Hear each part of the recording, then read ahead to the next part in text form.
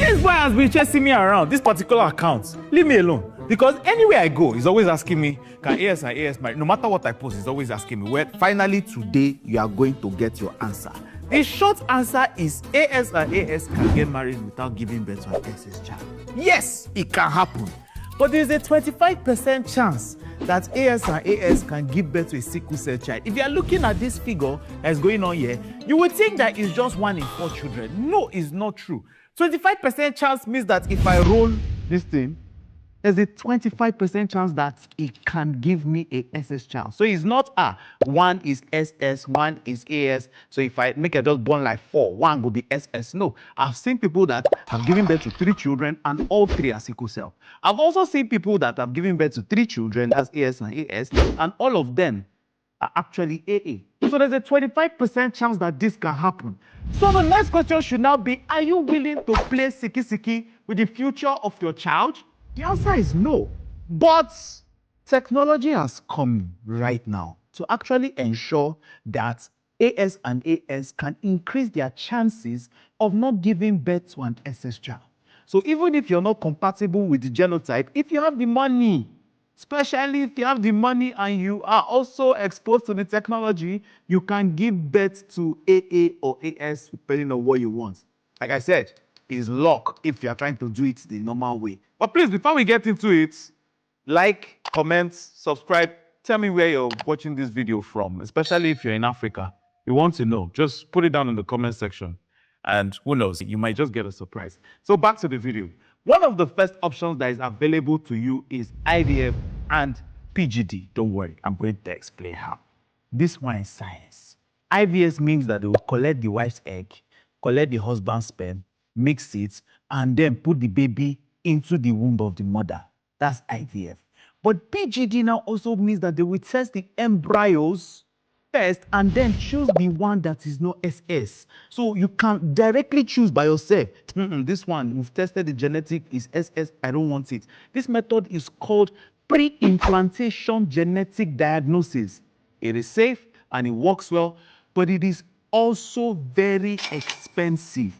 In this country, Nigeria, it can cost as high as 5 to 10 million.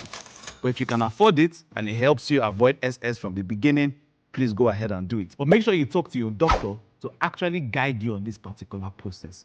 Another method that you can use to increase your chances is what we know as prenatal testing. This one, when the woman is about 10 to 16 weeks, doctors can test the genotype using the chook, one long needle inside the woman's womb. Yes. So that they can collect part of the tissue and then now test it. So what happens if the baby is SS after you've done this testing? That means that everybody is going to have a difficult decision whether you want to continue or not. Now, not everyone is comfortable with it, but like I said, it's up to you. Talk to your doctor on the options you have. But please shine your eye before you actually go into AS and AS marriage. Another option that if I say it, some of you might actually fight me, is using a donor sperm or donor egg. Let's say both of you are AS. One of you can actually use a sperm or an egg from somebody who is from the AA genotype. That way, the baby will never be SS. But you see, we're in Nigeria and Africa. Like I said, tell me in the comment section where you're watching this video from. And we like our culture, we like our religion, you know, with a sprinkle of family pressure and community. So some couples might not be okay with it. Some people are. We've seen this happen. But some couples are not okay with it. They want to have the children that they are own by themselves. But medically, it works. Another option is adoption. Yes. Everybody forgets about this option because whether we like it or not, there are thousands of children out there who are looking for love and care. And you can choose to adopt and avoid the genotype risk completely. See, love is not always about giving birth. It's about giving life. And you can have adoption as an option. Another option, you can choose not to have children. I know this one sounds harsh because some people think that once you marry, the next thing is born. But how about marry for companionship? Some people marry because I like you and I want to spend the rest of my life with you. Not I like you and I want you to have babies for me. But like I said, if you and your partner are fine with not having kids, you are fine, you are okay, you don't want it, that's the conversation you guys have had, then there are steps to actually ensure that the chances actually in your favor.